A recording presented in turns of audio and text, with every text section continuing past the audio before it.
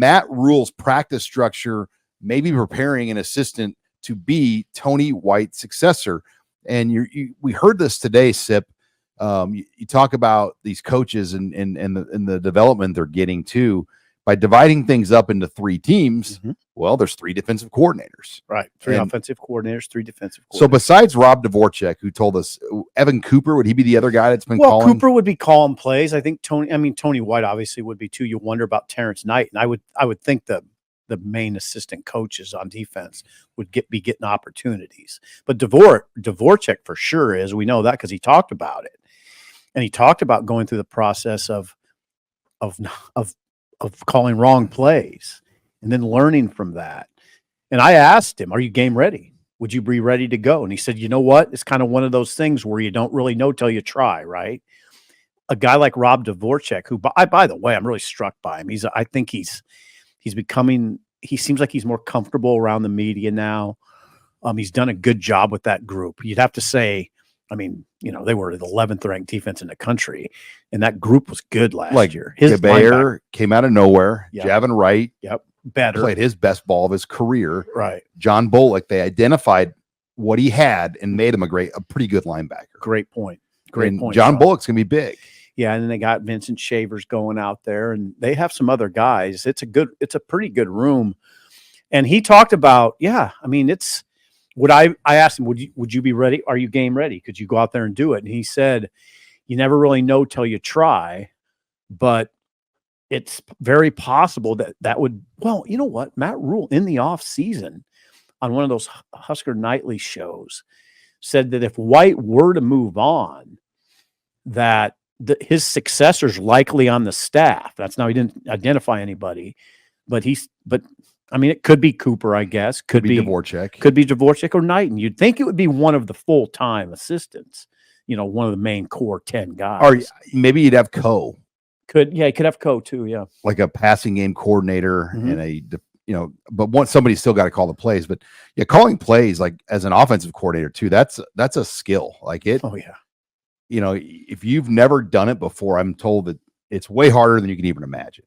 I imagine that it's hard. I've thought about it a lot over 30 years. I mean, it's not. There's a lot of pressure. Now you're more subject to criticism, right, on a weekly basis because of the play calls. Think about this. Tom Osborne called every play at Nebraska from 1969 to 1997. Yeah, won 5 national championships. And he played for like 8. Yeah, that's a good point. I mean, that's why I'm always like, I was always taken aback over the years when people say Osborne doesn't need to be around all the time. Simple. Why do you always call Osborne and get his opinion? That's just young people that don't really, they get annoyed when people talk about the past. Yeah, I would say to young media members, if you're going to go down that road, you should probably stop and consider that you probably wouldn't even be bucking for a Nebraska football job if it wasn't for Tom Osborne. I mean, Tom Osborne set it all up for us, essentially. But his knowledge of football was ridiculous. I mean, he was maybe one of the best play callers in the history of the sport. Okay. 5 national championships, called plays for 5 national championship teams. You'd have to say he's one of the best play callers to ever do it. So why wouldn't you tap that? And he evolved into what they started running. I mean, they were more of a pro style, and then they switched to an I formation. Then when Turner Gill came, they went to an option. Yeah, and I forgive the younger people because they didn't see it. You saw it. I saw it. It was when you got in a groove, it was very evident when he got in a play calling groove.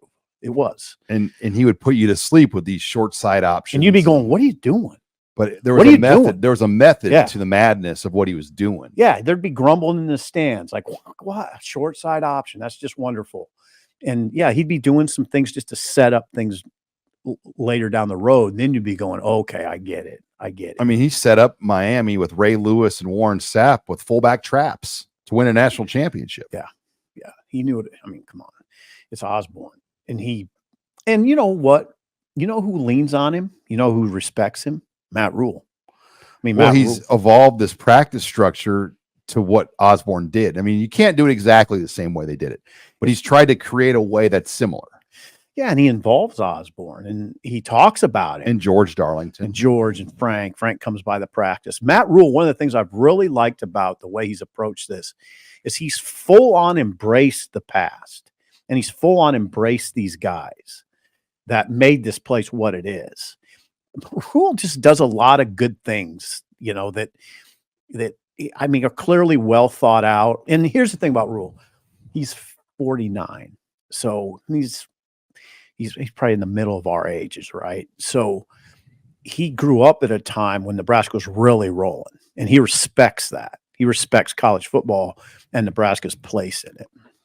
And he was obviously played at Penn State. So Yeah. he understands. I mean, he played for a version of Nebraska himself. Exactly. So he understands what a legend is. He played for a legend. Right. 100.